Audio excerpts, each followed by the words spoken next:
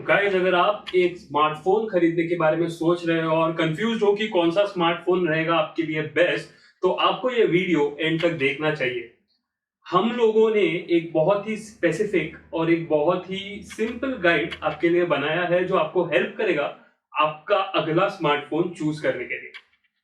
Welcome to my channel guys, मैं हूं आपका होस्ट, दोस्त और गाइड, और हमारे चैनल पे आपका स्वागत है जिसका नाम है टेकी वेकी।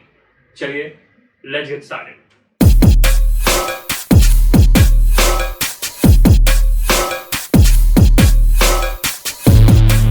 गाइस, हाल ही में आपने देखा होगा कि बहुत सारे स्मार्टफोन्स आजकल लॉन्च हो रहे हैं। हर बजट में स्मार्टफोन लॉन्च हो रहा है और हम देख सकते हैं कि हम इस स्मार्टफोन को एक लैविशनेस और एक रिचनेस के साइन से लेकर आज एक जरूरत तक हमारा जो स्पैन है वो बहुत ज्यादा बढ़ गया है। आज स्मार्टफोन एक सिर्फ एक फोन नहीं है, बल्कि ये हमें बहुत सारी चीजें करने के लिए हेल्प करता है। आई एम श्योर आप में से बहुत सारे लोग इस बारे में सोच रहे होंगे कि आपके लिए कौन सा स्मार्टफोन बेस्ट है, आपकी रिक्वायरमेंट पे कौन सा स्मार्टफोन खड़ा उतरेगा। और अगर आप उनमें से हो जो स्मार्टफोन लेने के बाद रेग्रेट करते हो कि यार मुझे ये स्मार्टफोन नहीं खरीदना चाहिए था, 15 दिन में इससे अच्छे और दो स्मार्टफोन आ रहे थे, तो गाइस इसका मतलब ये है कि आपने जो आपका स्मार्टफोन खरीदा है उसको अच्छे से सोचकर नहीं खरीदा है।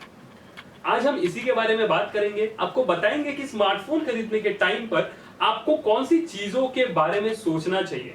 बहुत ही सिंपल चीजें है गाइस।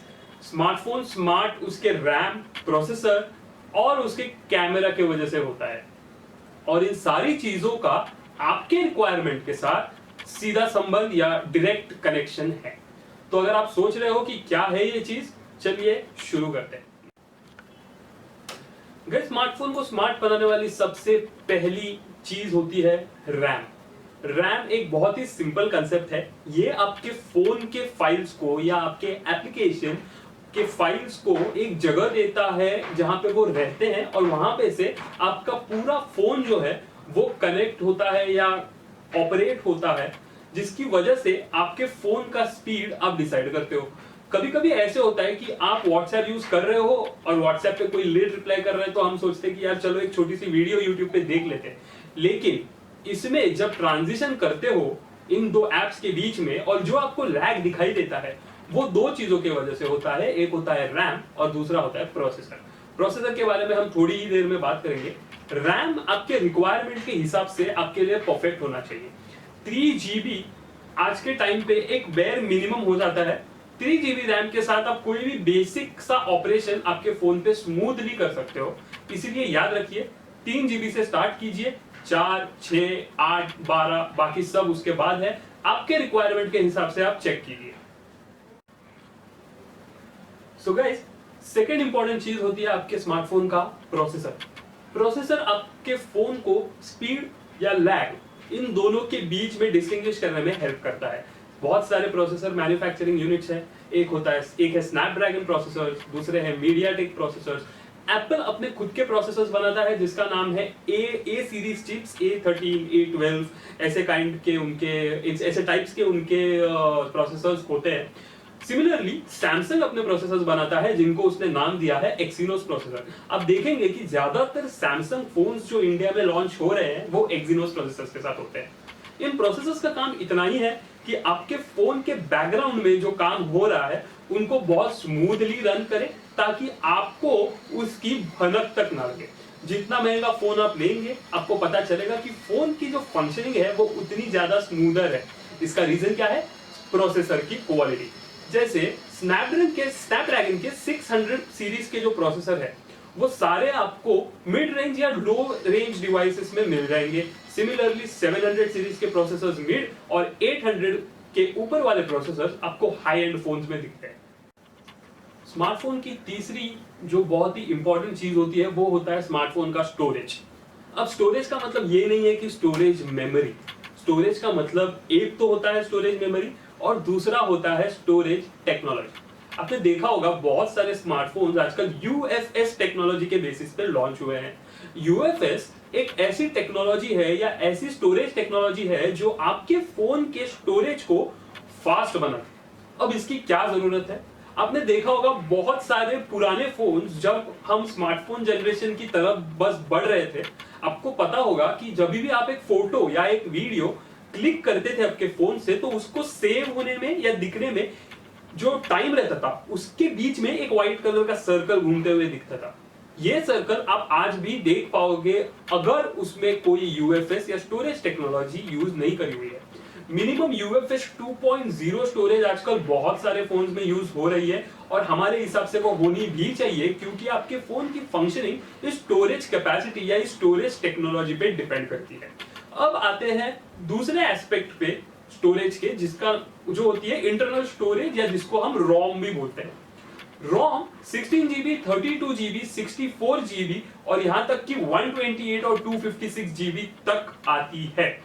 इसका रीजन क्या है गाइस? बहुत सिंपल है, जितना ज्यादा आप फोन को यूज करते हो, जितना ज्यादा फोटोज वीडियोस क्लिक करते हो, उतनी ज्यादा स्टोरेज मेमोरी आपको लगती है। जैसे अगर एक 64 मेगापिक्सल कैमरा आपके फोन में है, तो उसकी फोटो क्वालिटी और फोटो का जो डेटा होता है वो इतना ज्यादा होता है कि उस फोटो का मेमोरी अराउंड 4 MB से 5 MB तक हो जाता है। तो सोचिए अगर आप एक फोटोग्राफर या वीडियोग्राफर है, तो आपके फोन में इस स्टोरेज कैपेसिटी की कितनी ज्यादा इंपॉर्टेंस है, या फिर आपको एक्सपांडेबल स्टोरेज का ऑप्शन मिल जाता है। इसीलिए हमारा मानना यह है कि आपको मिनिमम 16 से 32 GB तक की स्टोरेज तो आपके फोन में होनी ही चाहिए। हम तो बोलते हैं कि आप 16 GB भी मत खरीदो, 32 GB बेर मिनिमम रखो, क्योंकि हर टाइप के स्मार्टफोन के लिए आज 32 GB तक की इंटरनल मेमोरी मस्ट हो गई।